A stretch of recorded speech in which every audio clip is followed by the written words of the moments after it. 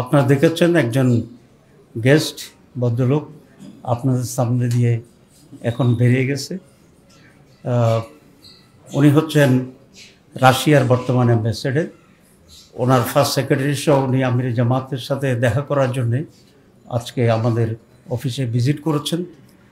And ফারহেব, এটা হচ্ছে first time কোনো রাশিয়ান অ্যাম্বাসেডর আমাদের অফিসে এই অফিসে আসছে।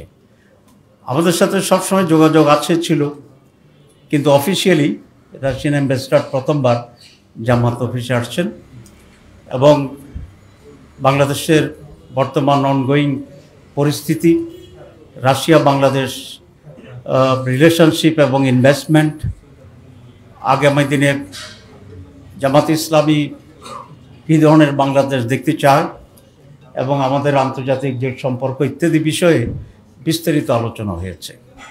এবং আমরা দুটি বিষয়ে একমত হয়েছি যে বাংলাদেশে তাদের ইনভেস্টমেন্ট আরও বাড়বে, সাপোর্ট থাকবে। আপনারা জানেন যে 71 সালে রাশিয়া বাংলাদেশের স্বাধীনতার পক্ষে ভূমিকা পালন করেছে, আমরা সেই জন্য কৃতজ্ঞতা জানিয়েছি এবং তারা বাংলাদেশ জামাত ইসলামীর সাথেও এখানে একটা রেগুলার এঙ্গেজমেন্ট থাকতে চায়, এঙ্গেজমেন্ট চায়। এবং আমরাও বলেছি যে হ্যাঁ, আমরা রাশিয়ার সাথে আমাদের এঙ্গেজমেন্ট থাকবে এবং আমাদের এই এঙ্গেজমেন্টটা কন্টিনিউ করবে।